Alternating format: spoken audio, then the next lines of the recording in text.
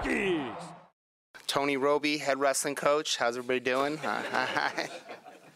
I guess just as far as making a statement is concerned, obviously really proud of the way our guys competed and our staff prepared. The 10 guys that wrestled at the ACC championships 2 weekends ago, I don't think a lot of people picked us to win that event, but felt like we went in really prepared. I felt like our staff did an unbelievable job getting our guys to believe in themselves and just making sure we were ready to compete 2 Saturdays ago. So kudos to everybody that was involved with that process and helped us prepare, and really a big shout out to the 10 guys that stepped on the mat for us. We had 7 finalists, 4 champions. We're taking 9 guys to the NCAA tournament. So was a great way to enter Cleveland, which we depart for tomorrow for the NCAA championships. Wrestling will start on Thursday, and we're just really excited about the opportunity that we have in front of us in Cleveland to compete against the best competition in college wrestling. So, Coach, when you and I talked before the season, you said that you felt like this might be a bit of a rebuilding year, but you guys have obviously kind of thrown that out the window.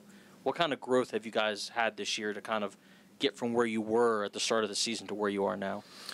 I just think it's a constant process of developing guys technically, physically, and as much as anything, mentally. And I feel like that's probably where we made the most gains for our guys individually, is just with the mental part of it and making sure that they believed in themselves, and also just tweaking their wrestling. I mean, that's an ongoing process that really never ends. So we did a good job, I feel like, evaluating our guys throughout the course of the season, setting our schedule up in such a way that we expose them a little bit, and they had some failures, and I think that's important. I mean, that's the only way that you know where you need to improve in. So going into the season, we knew that we had a different team from last year. We knew we were going to be young. We had 5 freshmen in the lineup for us. We're taking 4 of those guys to the NCAA tournament. But I think it's a testament to our guys and them buying into the new coaching staff, buying into some new philosophies, and just maybe a little bit different way of doing things. Obviously, things were going pretty well when you took over, and you talked about wanting to continue and to build on that. Are you at all surprised, though, at how seamless it seems from the outside to be, or because you were coming from inside, did you anticipate that? I wouldn't say I'm surprised. I felt like once we were able to get our coaching staff in place, and I think when you have people of really high character and you have a lot of individuals and there's not a lot of egos involved, that process kind of takes care of itself. And I feel like that played a big role in us kind of meshing together as a coaching staff, being able to share ideas, share philosophies, work together. And when there's not a lot of ego involved, it's really easy to kind of give and take. And I feel like we were able to pull a lot of good things from both Coach Freyer, Coach Molinaro, and their experiences both as competitors and as coaches. Frank spent a lot of time at Penn State, was an athlete there, coached there for a few years, made an Olympic team there. Coach Freyer was a highly successful athlete at Oklahoma. Every year that he was there, they were in the mix for national championships, made an Olympic team, spent a year at the University of Iowa. So for me as a head coach, to not take their input from the experience that they have and the knowledge that they have would just be foolish. So I feel like, for me, it was a no-brainer to kind of let them run with some of the things that they wanted to run with. Is 9 guys the most that you've ever seen in your career that you guys have taken to the tournament, and how good of a chance does that give you to finish high in the tournament? I think we took 10 one year, if I'm not mistaken. Peter could probably tell you that better than I can. I think last year was 8, I believe.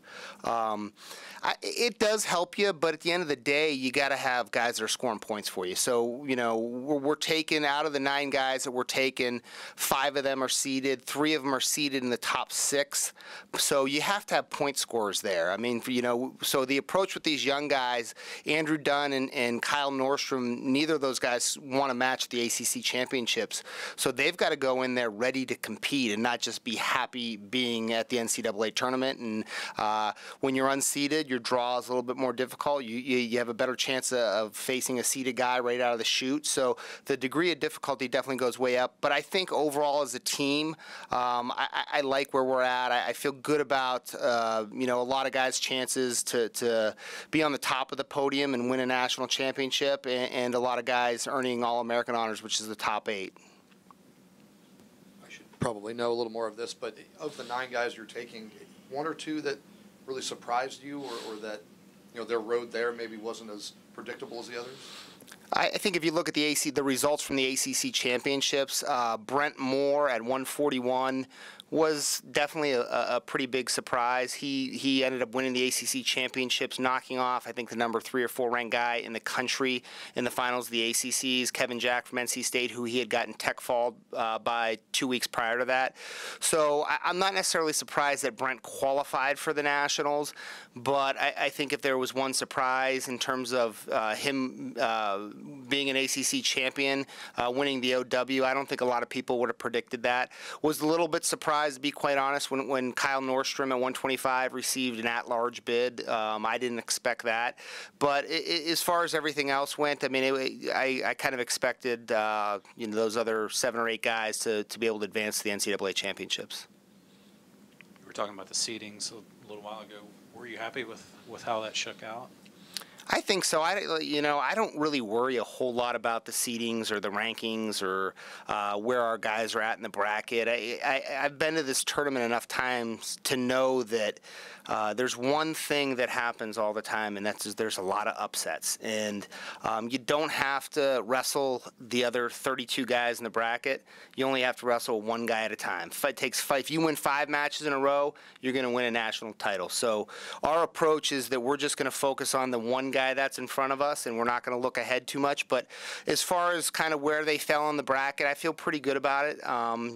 There's a lot of times that you look at the draw and it's can be really bad. We didn't, for our unseeded guys especially, we didn't draw anybody that was 1, 2, or 3 seeds. So I think we have all winnable matches early in the event. But this event is about going out and making it happen as an individual, and regardless of who you're competing against or what round it's in, you just have to focus on yourself, make sure you're prepared, both physically and mentally, and then when you step on the mat, you got to go out and you have to have the mentality that you're going to take the win. You can't try to back into it. So we want our guys to go into this thing relax. We want them to go in confident, and we want to go in and be really aggressive for 7, 8 minutes, however long it takes to get our hand raised every time we step out there.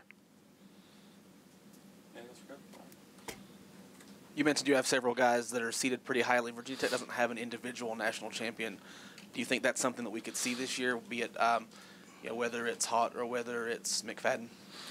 Yeah, I mean, I definitely, for us as a program and as a staff, that's was definitely high on our goal list this year, and I think we're in a position with more than one guy that they can accomplish that this year. I mean, and the road's never going to be easy. It's not going to just fall into place, but I do feel like we have some athletes that are at that level where if they wrestle well, they have a very good chance of bringing home an NCAA championships to Blacksburg. So for me personally, I think that's a big deal for our program, because it's the one thing that we haven't been able to accomplish, or it's one of the things that we haven't been able to accomplish in the 12 years that I've been here. And when you're recruiting elite level kids in the country and in our sport, they want to go somewhere where they know they have a chance to win an NCAA championship. I mean, when we go into all these blue chip recruits' homes, that's a big deal. That's what their goal is. And a lot of times their goal is even beyond that, to make Olympic teams, win Olympic medals, win world medals. So for us to be able to accomplish that this year with our coaching staff being in its first year, that would be a big deal, and it would be a big hurdle for us as a program. Coach, how important has it been for this team, for the development of some of your younger guys, having guys like Frank Molinar competing around the world, and Ty Walls, and even with the cert, Tyler Graff as well? How important has that been to the development of some of your younger wrestlers? I think it's really important. I think for a number of reasons. As a coach, as you get older and the further you get away from competition, sometimes it's not as relatable to you. And I think those guys kind of being in the fire themselves, being young guys that are still competing and they're living it every day, that brings a lot in terms of not only their knowledge, but just they lead by example. And it's a great way for our guys to learn how they should approach practice every day, how they should approach life every day, how they should think, and I just feel like it helps them compete. It just, when you're around guys like that, you gravitate towards that. And I think it's all about the atmosphere and the culture in the wrestling room. And having 3 high caliber Olympic hopefuls that are training here in Blacksburg, 2 of them that are a member of our coaching staff, I think it raises the level for everybody in our wrestling room. So it was definitely something that I felt like when I hired those guys and brought them in would add a lot to our program and would help a lot of guys, especially in and around their weight class. I mean, Frank's in there wrestling every single day with David McFadden and really all those guys around his weight class. So it is a big deal for sure. Anything else, guys? Thanks, Coach. All right, guys. Thank you. Hokies!